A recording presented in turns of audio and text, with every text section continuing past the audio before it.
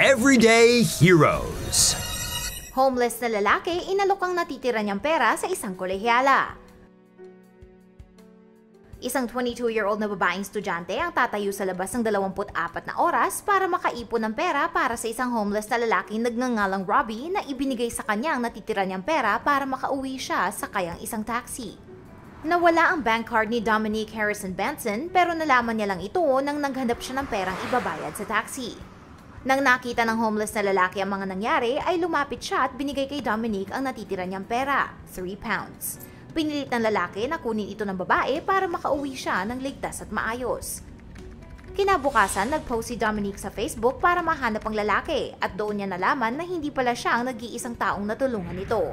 Ayon sa mga nag-comment sa Facebook, tinulungan din sila ni Robbie na binalik ang napulot niya mga wallet sa kanila at inalok ang kanyang scarf o bandana sa mga taong giniginaw. Ayon kay Dominique, hindi niya tinanggap ang mabait na alok ni Robbie pero gusto niya makabawi sa kanyang kabaitan, kaya nag-iipon siya ng pera para makapag-upa si Robbie ng apartment.